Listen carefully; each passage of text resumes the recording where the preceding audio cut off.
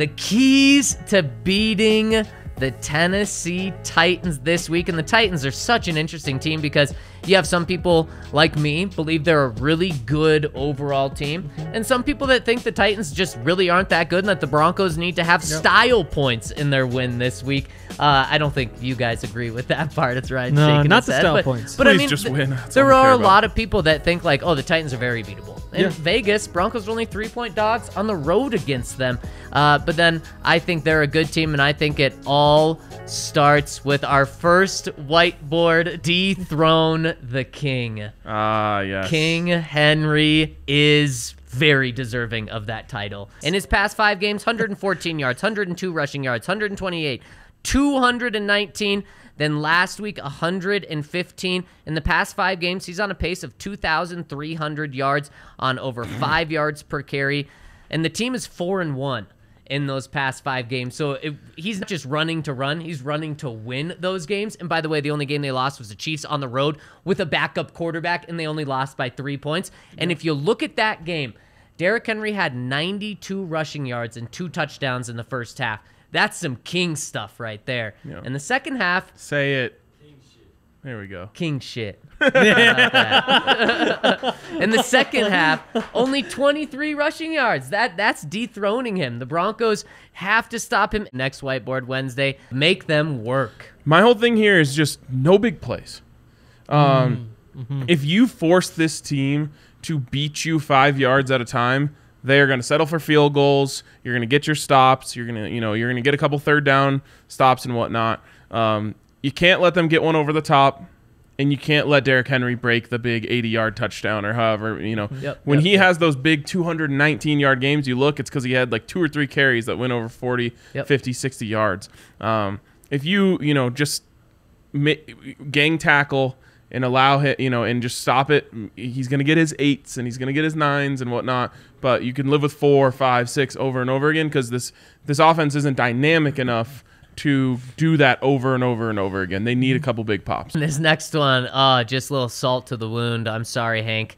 Ham it up.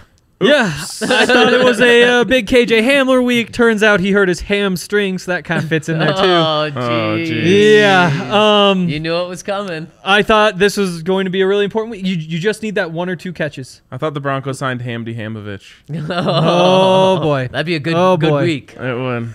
Without KJ though, you don't have a real speed threat. Like there's just nobody who's on that tier of downfield speed. Honestly, I think I might take Jerry in that role over anybody, but he just doesn't catch the ball when it's contested. I was thinking of the Andy Janovich role, and I'm like, you want Jerry as your fullback? The Broncos have kind of tried that with KJ. Maybe better than Cortland at this point. Yes, it would be. But yeah, I think you're not screwed without KJ, but I do think against this defense, you just need that one big play that KJ has been finding a way to come up with, and I don't know who's going. I mean, now it's Cortland Sutton mossing somebody.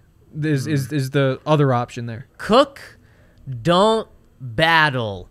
So let me give you guys 2 options. Would you rather be out with a sword on the front lines, having to battle against people that are bigger? King Henry's army. Yes, exactly. You have to go against King Henry's. That sounds awful. You can be in the background, just in a nice little warm hut, cooking meals for people. That sounds much better than the hand-to-hand combat. Better. Yes. Okay, then don't make it any more complicated than that on the Broncos offense this week. The Titans are the best team in the NFL against the run. Their front 7 is incredible. Russ, let him cook, baby. This is a perfect time to let Russ have 40 dropbacks and let him get 300 yards this week. A single ton of tackles. Yes. Big Alex Singleton game.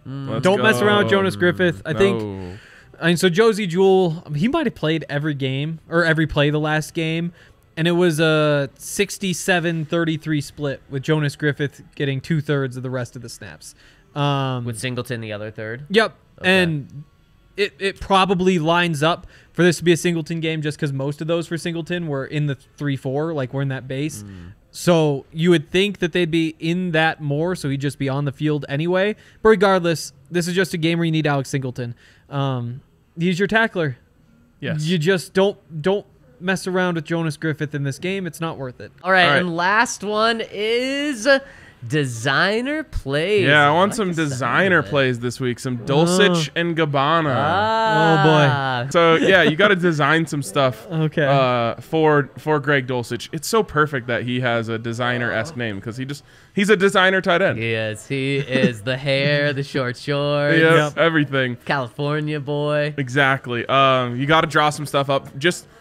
You want him to get the ball in general, but you want to manufacture touches for him. And so whether that is like little tight end screen, coming out of the backfield with some angle routes, whatever it may be, I want to see lots of Greg Dulcich, and I want to see them get him involved, like force his involvement into this game, especially without KJ Hamler. That's a tough You're running part. low on weapons. Maybe this is the opening for my Alberto Dulcich combination out there on the field at the same time. But he's a mismatch for you. He's been really good. A lot of people called him the MVP. He won the poll. He did. He did blew win. out the poll. He won the poll of the Broncos offensive MVP in a blowout, and he's played in, what, three games? 3 games. So apparently he's your best player on offense. Yep. You got to get him involved.